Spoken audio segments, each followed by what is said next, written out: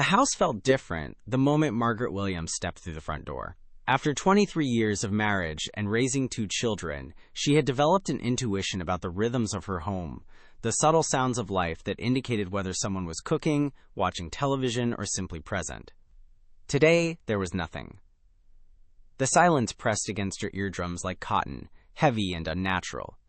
She set her purse down on the small table by the entrance, the keys making a sharp, metallic sound that seemed to echo longer than it should. The afternoon sun streamed through the living room windows, casting familiar patterns across the hardwood floor, but even the light felt hollow somehow. Margaret called out tentatively, "Hello?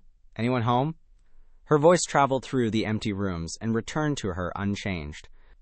It wasn't unusual for the house to be quiet at 3:30 on a Tuesday afternoon. Her husband David should be at the office for another 2 hours, and their teenage daughter Emma typically had volleyball practice until 5. But their 17-year-old son Jake was supposed to be home recovering from the flu that had kept him out of school for the past 3 days. The absence of his presence, no sounds from his room, no dishes in the sink from his frequent snacking, no flickering light from his television, sent a small chill down Margaret's spine. Before we continue, tell us where you're listening from today in the comments below. If you enjoy stories with unexpected twists and moments that reveal the hidden depths of family life, please consider subscribing. Margaret walked through the living room, her heels clicking against the floor with each measured step. Family photos lined the mantelpiece above the fireplace. Vacation shots from last summer at Lake Tahoe, Emma's volleyball team picture, Jake's graduation from middle school 3 years ago, when his smile had been wider and more frequent. She paused at each image, studying the faces of her family, as if looking for clues she might have missed. The kitchen drew her forward, and it was there that her world shifted on its axis. Centered precisely on their old wooden table, the one David's father had made by hand 40 years ago, sat a single piece of notebook paper. The paper was folded once, and written across the front in Jake's careful handwriting were the words, "For Mom." Margaret's breath caught in her throat. In 17 years of motherhood, she had received countless notes from her children. Grocery lists, permission slips, the occasional apology for a broken dish or missed curfew. But something about this one felt different. The formality of it, the deliberate placement, the weight of intention that seemed to emanate from such a simple piece of paper. Her hands trembled slightly as she approached the table. The afternoon light streaming through the kitchen window illuminated the note like a spotlight on a stage, and Margaret found herself hesitating to pick it up. Some instinct, perhaps the same one that had alerted her to the unusual silence of the house, warned her that reading this note would change something fundamental about her understanding of her family. She stood there for a long moment, her shadow falling across the paper, while the refrigerator hummed its familiar tune and the clock above the stove ticked away the seconds of her uncertainty. Finally, with the careful movements of someone handling something precious and fragile, Margaret lifted the note. The paper felt ordinary beneath her fingertips, standard notebook paper, slightly worn, with the faint blue lines that had guided Jake's writing. She unfolded it slowly, and her son's words began to reveal themselves in the quiet kitchen where so many family meals had been shared, so many conversations had taken place, and where, she was about to discover, so much pain had been hidden. Margaret's eyes moved across Jake's handwriting, each word hitting her consciousness like individual drops of rain before becoming a flood. His penmanship was neater than usual, as if he had taken extra care with each letter, knowing the weight these words would carry. The note was longer than she had expected, covering the entire page in his measured script. "Mom," it began, and even that single word seemed to contain multitudes. "I don't know how to say this face to face, so I'm writing it down. I can't pretend anymore that everything is okay. I can't keep pretending that I'm the son you want me to be." Margaret's heart began to pound, each beat echoing in her ears as she continued reading. "I see how you and Dad look at me sometimes, like you're waiting for me to snap out of whatever phase you think this is. But it's not a phase, Mom. This is who I am." The words blurred momentarily as tears gathered in Margaret's eyes. She blinked them away, needing to see clearly, needing to understand what her son was trying to tell her. "I know you've noticed that I'm different from other kids. I know you've seen how I struggle to get out of bed some mornings, how I can't seem to enjoy the things that used to make me happy. I've heard you and Dad whispering about me when you think I'm not listening. Worried voices in the hallway outside my room. Margaret's mind raced backward through the past few months, searching for the conversations Jake referenced.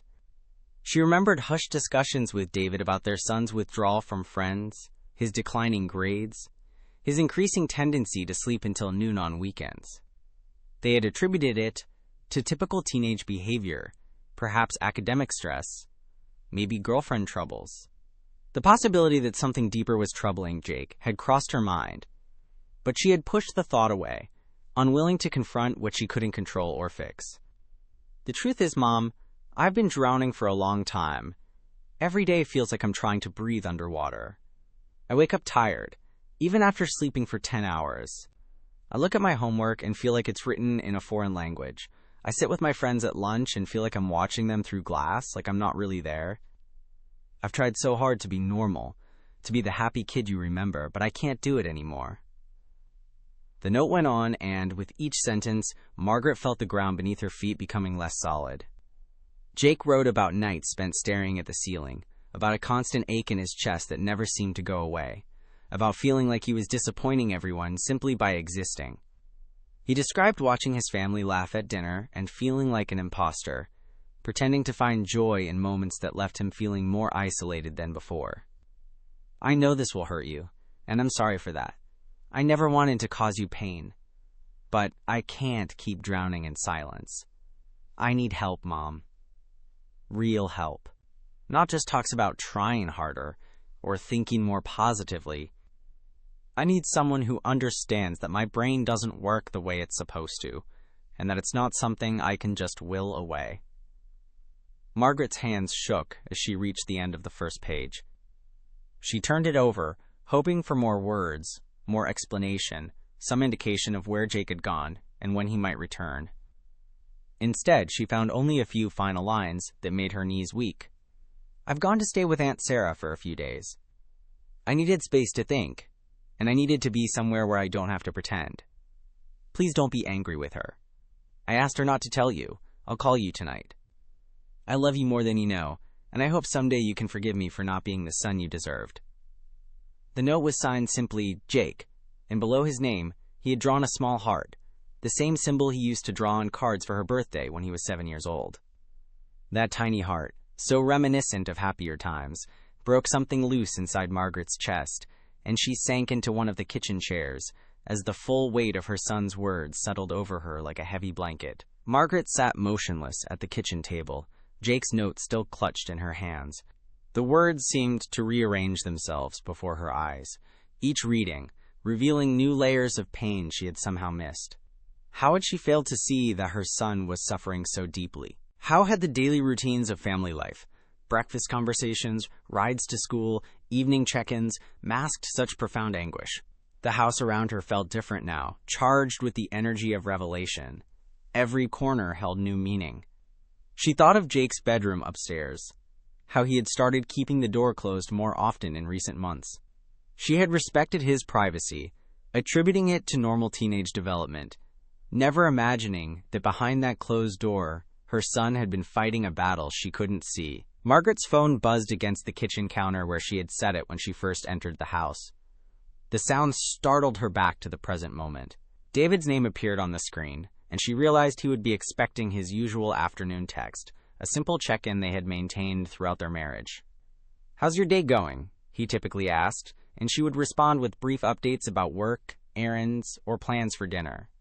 Today she stared at his message, unsure how to compress the enormity of what she had discovered into a casual text exchange. Instead of responding immediately, Margaret stood and walked to the kitchen window.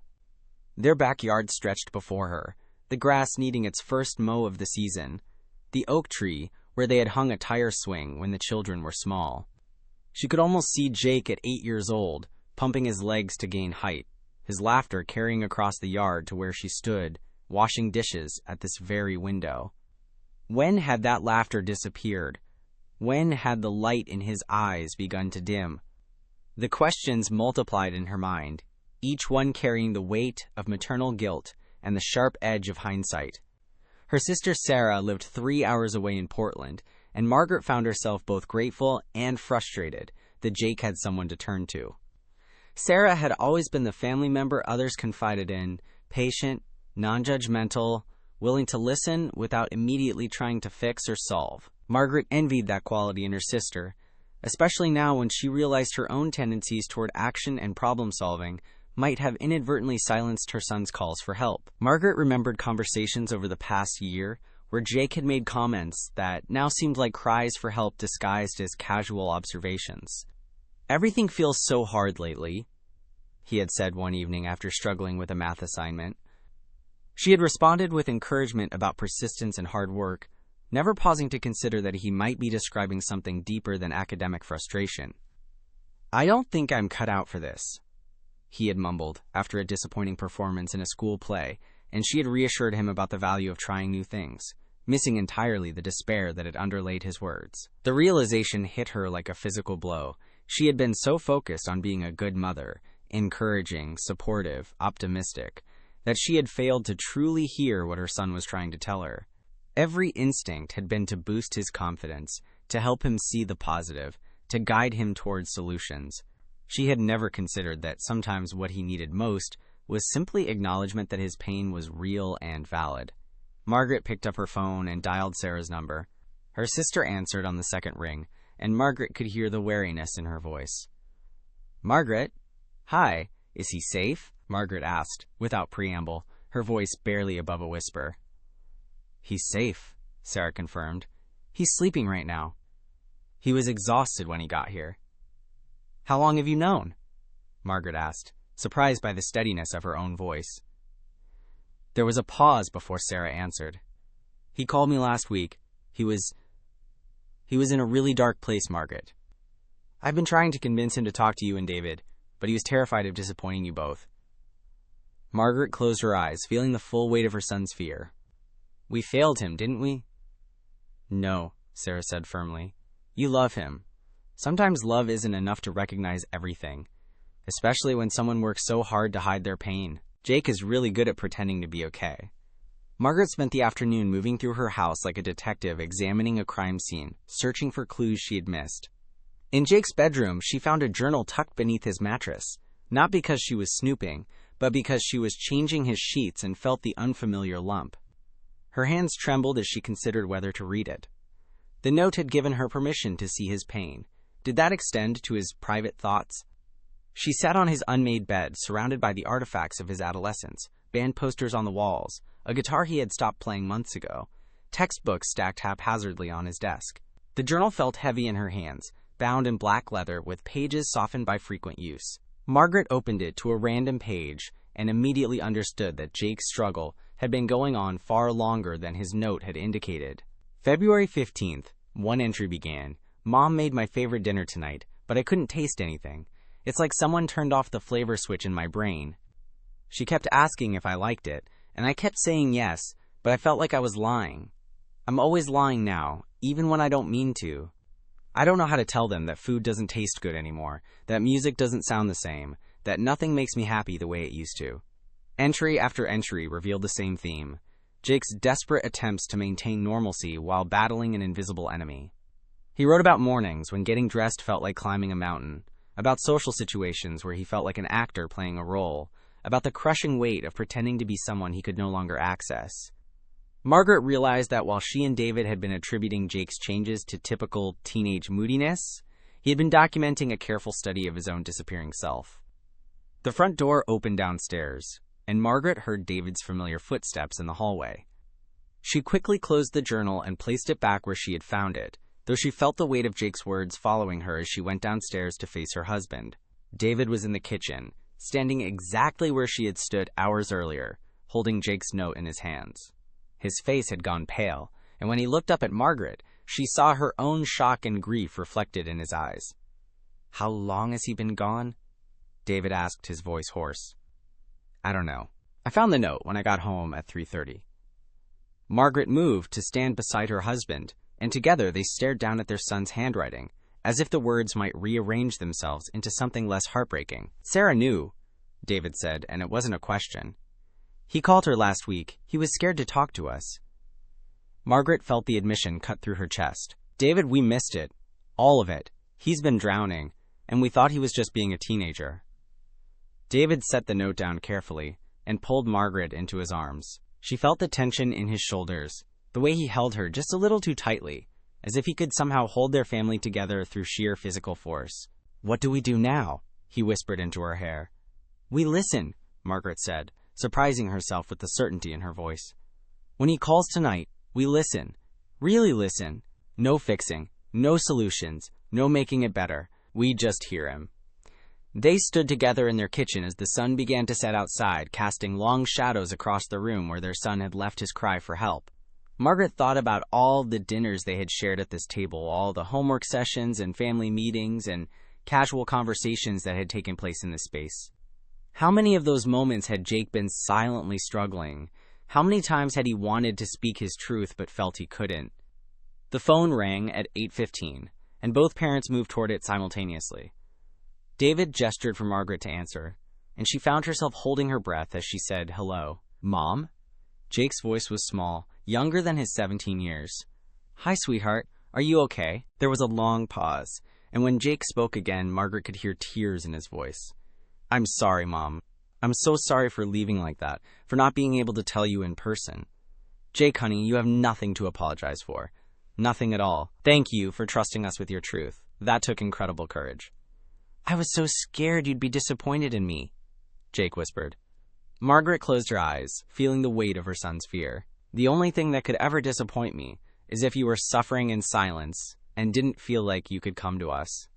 You're my son, Jake. All of you. The happy parts and the struggling parts and everything in between. I love every single piece of who you are." The conversation with Jake lasted 2 hours, stretching well into the evening as 3 family members finally spoke truths that had been hiding in plain sight. David pulled up a chair beside Margaret, and they took turns listening to their son describe the months of struggle that had led to his desperate departure. Jake's voice was hesitant at first, as if he expected interruption or judgment, but as his parents continued to respond with acceptance and support, his words began to flow more freely. He told them about panic attacks in school bathrooms, about nights when he couldn't sleep because his mind wouldn't stop racing through everything that felt wrong with his life. He described the exhaustion that made simple tasks feel impossible and the way he had started avoiding friends because pretending to be okay required energy he didn't have. Most heartbreaking of all, he shared his fear that seeking help would somehow prove he was weak or broken, disappointing parents who had always praised him for being strong and capable. "I kept thinking it would pass," Jake explained, his voice thick with emotion. "I thought if I just tried harder, if I pushed through it, I could get back to being the person I used to be, but it kept getting worse, and I started to feel like I was disappearing." Margaret found herself crying as she listened, not from sadness alone, but from a complex mixture of grief for her son's pain, relief that he was finally sharing it, and love for the young man who had carried such a heavy burden while trying to protect his family from worry. David reached across the table and squeezed her hand, his own eyes bright with unshed tears. "We're going to figure this out together," David told Jake, his voice steady despite his emotion. "Whatever you need, therapy, medication, changes at school, we'll make it happen. You're not facing this alone anymore." Jake was quiet for a moment before responding. "Aunt Sarah helped me research some therapists in our area. There's someone who specializes in working with teenagers, and they have an opening next week. Would it be okay if I made an appointment?" "Of course," Margaret said immediately. "Whatever you need. Do you want one of us to come with you to the first appointment? Maybe just to the office? I think I need to talk to someone alone first, but it would help to know you're there." They talked about practical matters then, how Jake would return home the next day, what they would tell Emma, how they would navigate the immediate future while longer-term support was being arranged. Sarah joined the conversation briefly, and Margaret found herself thanking her sister not just for giving Jake a safe place to land, but for encouraging him to reach out to his parents, despite his fear. "He was convinced you'd think less of him," Sarah explained. "I kept telling him that parents who love their children want to know when they're struggling, but sometimes kids need to learn that lesson firsthand." When they finally hung up, Margaret and David sat in their quiet kitchen, processing everything they had learned. The house felt different than it had that afternoon, not empty now, but expectant, as if it were waiting for Jake's return and the new understanding that would come with him. "I keep thinking about all the signs we missed," David said, running his hands through his hair. "All the times he tried to tell us something was wrong, and we just didn't hear it." Margaret nodded, understanding the guilt that was eating at her husband because she felt it too. "We can't change what we missed," she said softly, "but we can change how we listen going forward. We can change how we respond when someone we love is hurting." David looked at his wife, seeing the determination in her expression despite the tears that still tracked down her cheeks. "What do we tell Emma?" Margaret considered the question. Their daughter was only 15, still finding her own way through the complexities of adolescence. She deserved to understand what was happening with her brother, but the explanation needed to be careful, protective of both siblings' needs. "We tell her the truth in a way she can understand," Margaret decided, "that Jake has been struggling with his mental health, that it's not anyone's fault, and that we're getting him help. She needs to know that if she ever feels the way Jake has been feeling, she can come to us without fear or shame." The remainder of the evening passed in a strange mixture of exhaustion and anticipation. Margaret found herself walking through the house, seeing it with new eyes. Every family photo, every shared memory, every ordinary moment of their life together now carried additional weight. They had been a family in crisis without knowing it, but they were also a family capable of love and growth and healing. Jake returned home the following afternoon, and Margaret was surprised by how nervous she felt as she watched for Sarah's car in the driveway. It had been less than 24 hours since she had discovered his note, but the time felt both eternal and insufficient. How did a family recover from such a profound misunderstanding? How did they rebuild trust and communication after months of missed signals and unspoken pain? When Jake walked through the front door, he looked younger than his 17 years and older all at once. The weight he had been carrying was visible now in the set of his shoulders, the careful way he moved, the uncertainty in his eyes as he looked at his parents. Margaret resisted her instinct to rush toward him with hugs and reassurances, instead letting him set the pace for their reunion. "Hi," Jake said simply, and the single word carried so much: apology, hope, fear, love. "Hi, sweetheart," Margaret replied, keeping her voice gentle. "How are you feeling?" Jake considered the question seriously, as if he were learning to assess his emotional state honestly for the first time. "Scared," he admitted, "but better than I felt yesterday morning. It's weird, but telling you guys the truth feels like I can breathe a little easier, even though everything else is still hard." David stepped forward then, and Margaret watched her husband struggle with his own need to fix and protect. "We're proud of you," he told Jake, "for writing that letter, for asking for help, for trusting us with something so difficult to share. That took real strength." Emma appeared at the top of the stairs, having heard Jake's voice. The siblings looked at each other across the space of the living room, and Margaret held her breath, wondering how much 15-year-old Emma understood about what had happened. Emma had always been observant, sensitive to the emotional currents in their household, and Margaret suspected she had noticed Jake's struggles, even if she hadn't known how to name them. "Are you okay?" Emma asked her brother, her voice small but direct. Jake smiled for the first time since entering the house, a real smile that reached his eyes, despite the sadness still visible there. "I'm going to be okay," he said. "It might take a while, but I'm going to be okay." Emma nodded as if this answer satisfied her, and Margaret felt a rush of love for both her children, for Jake's honesty and for Emma's intuitive understanding that sometimes going to be okay was the most hopeful answer possible. The family spent the evening together in ways they hadn't in months, not talking constantly about Jake's depression, but simply being present with each other without the weight of secrets. Jake seemed more solid somehow, as if the act of revealing his truth had made him more real, more accessible. He still looked tired, still moved with the careful deliberation of someone conserving energy, but he was undeniably there in a way he hadn't been for weeks. During dinner, Emma asked questions, not invasive ones, but the kind that showed she was trying to understand how to be a good sister to someone who was struggling. "Is there anything I should know? Like anything that helps or anything I should avoid doing?" Jake looked surprised by the question, as if he hadn't expected his sister to want to actively support him. "Just be normal, I guess. Don't treat me like I'm made of glass, but maybe don't be upset if I'm quiet sometimes or if I need to go to my room. It's not about you." "Okay," Emma said simply. "And Jake? I'm glad you told us. I could tell something was wrong, but I didn't know what to do." Margaret watched this exchange between her children and felt something shift in her understanding of her family. Emma's response showed a maturity and compassion that suggested she might be more equipped to handle difficult truths than Margaret had given her credit for. Jake's willingness to be vulnerable with his sister demonstrated a trust in his family that his depression hadn't completely eroded.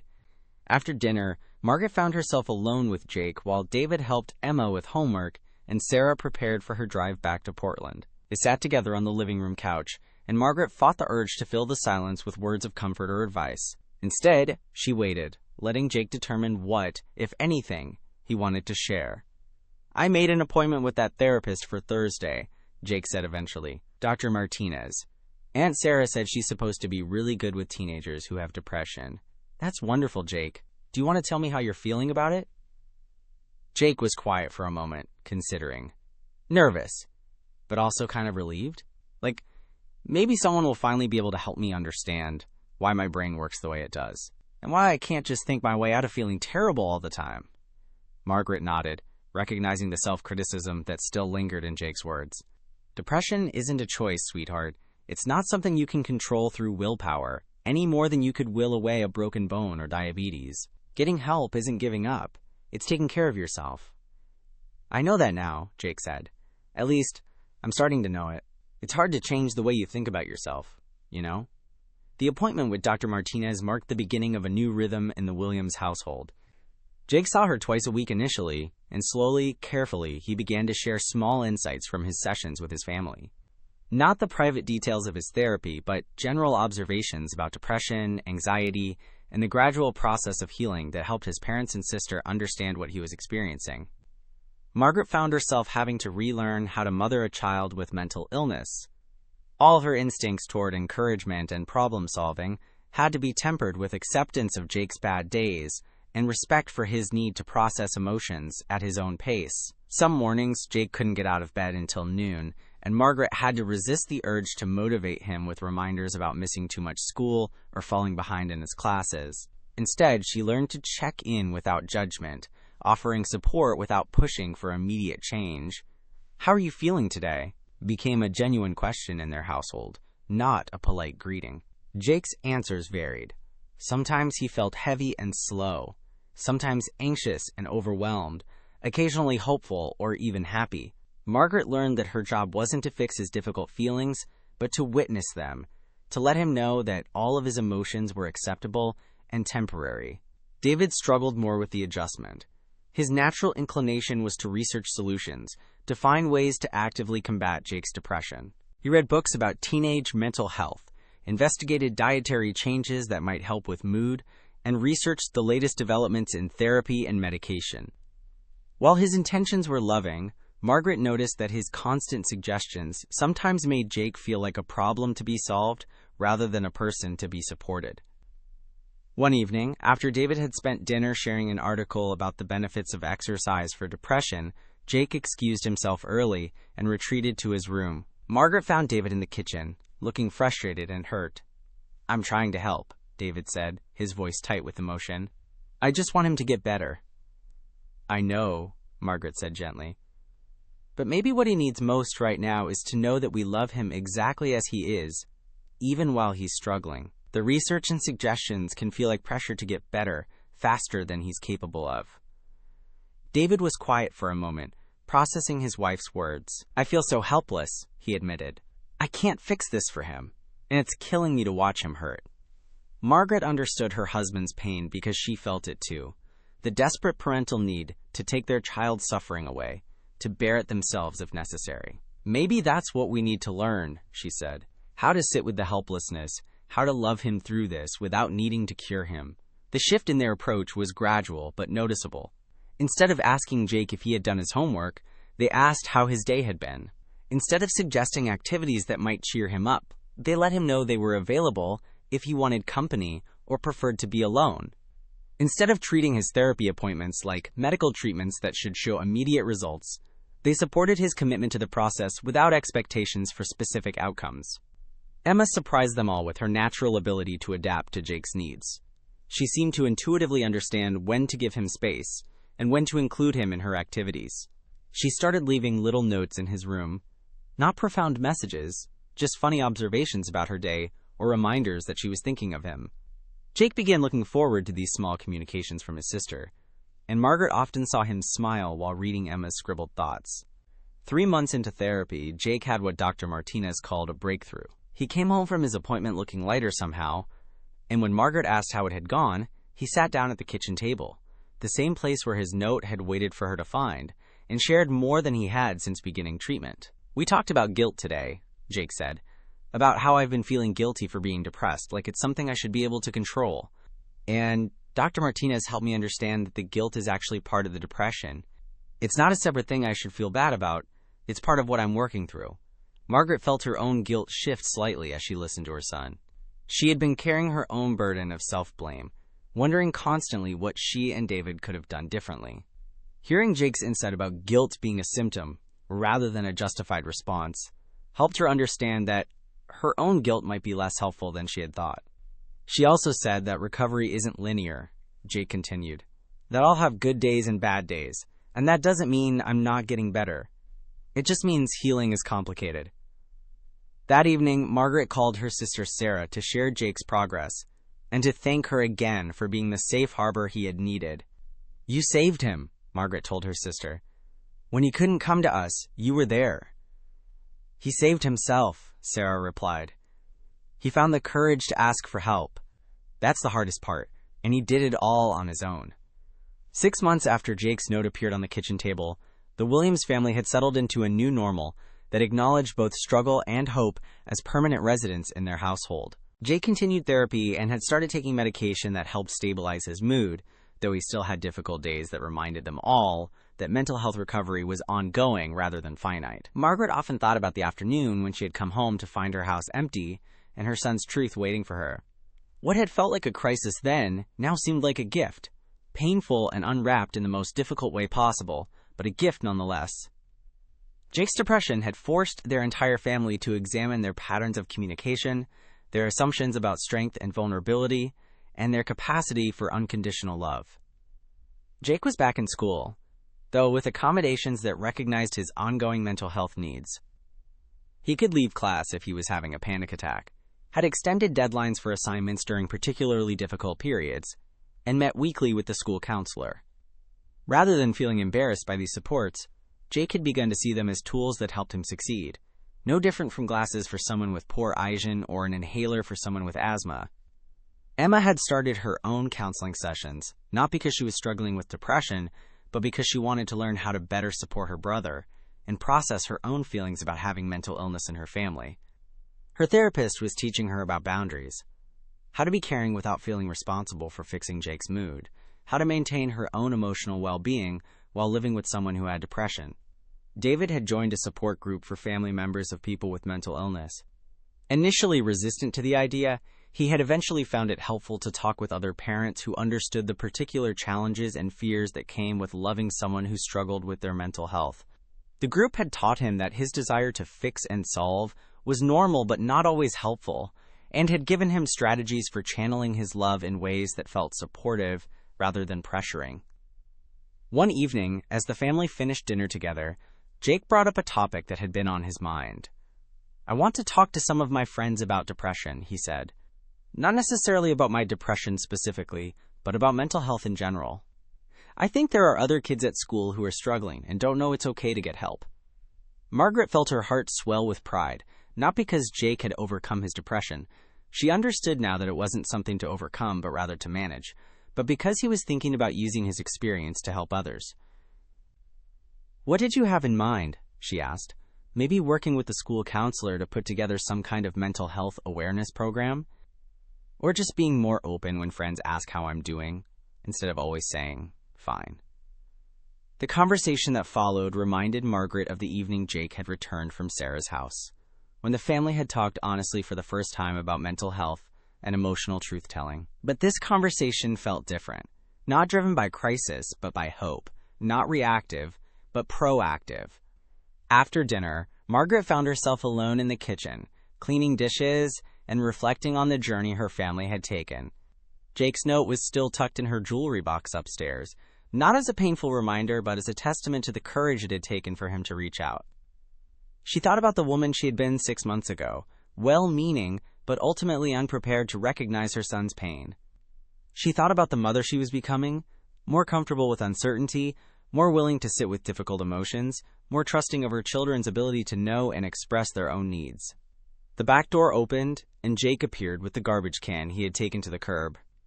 This simple household chore, something he had been unable to manage during the worst of his depression, now felt like a small celebration of his recovery. Not because taking out trash was inherently meaningful, but because it represented his gradual re-engagement with the ordinary responsibilities and rhythms of life. "Thanks for dinner, Mom," Jake said, washing his hands at the kitchen sink. "You're welcome, sweetheart," Margaret replied, watching her son's reflection in the window above the sink. He looked older than his 18 years now, not from premature aging, but from the kind of maturity that came from facing difficult truths about oneself and choosing to seek help rather than suffer in silence. "Mom?" Jake dried his hands on the dish towel, his voice carrying a note of uncertainty. "I know I've said this before, but I need to say it again. Thank you for not giving up on me when I couldn't find the words to tell you what was wrong. Thank you for learning how to listen differently." Margaret set down the plate she had been washing and turned to face her son fully. In his eyes, she saw traces of the little boy who used to draw hearts on birthday cards, but also the strength of a young man who had fought his way back from a very dark place. "Thank you for trusting us with your truth," she said. "Even when it was terrifying. Even when you weren't sure we'd understand." Jake nodded, and for a moment they stood together in the kitchen that had witnessed so much of their family's evolution. "I still have hard days," he said. "Dr. Martinez says I probably always will to some degree. But they don't feel hopeless anymore. Does that make sense?" "Perfect sense," Margaret assured him. And she meant it. She had learned that hope didn't require the absence of struggle. It required the presence of support, understanding, and the belief that difficult things could be endured and survived. Later that night, as Margaret tucked the last of the clean dishes into the cabinet, she reflected on how profoundly their family had changed. Not just in their understanding of mental health, but in their capacity for authentic communication, their comfort with vulnerability, and their recognition that love sometimes meant sitting with someone in their pain rather than trying to eliminate it. The house felt full now, in a way it hadn't for months before Jake's crisis. Not full of noise or activity, but full of presence. Family members who were genuinely available to each other, who had learned to express their needs and feelings without fear of judgment, who had discovered that facing difficult truths together made them stronger rather than weaker. Margaret turned off the kitchen lights and headed upstairs, pausing at Jake's room where soft music played behind his closed door. The closed door no longer filled her with anxiety as it once had. She had learned to trust that when Jake needed space, he would take it, and when he needed support, he would ask for it. The door was no longer a barrier, but simply a boundary, healthy and necessary and respected. As she prepared for bed, Margaret thought about the note that had changed everything, still safely kept in her jewelry box. Tomorrow would bring new challenges, new opportunities for growth, new chances to practice the kind of listening and loving they had learned. Jake would have therapy. Emma would have volleyball practice. David would have work. And she would have her own responsibilities and joys. But they would also have each other, more honestly and completely than they had in years. The crisis had ended, but the growth continued. And in the quiet of her bedroom, as her family slept safely under the same roof, Margaret felt grateful for the difficult gift of her son's courage. The courage to write a note that had forced them all to confront uncomfortable truths, and, in doing so, had given them the chance to love each other more fully and authentically than ever before. What moment in this story resonated with you the most? Share your thoughts in the comments below, and if you enjoyed this narrative, please subscribe to my channel. Your support means the world to me, and helps keep these stories coming.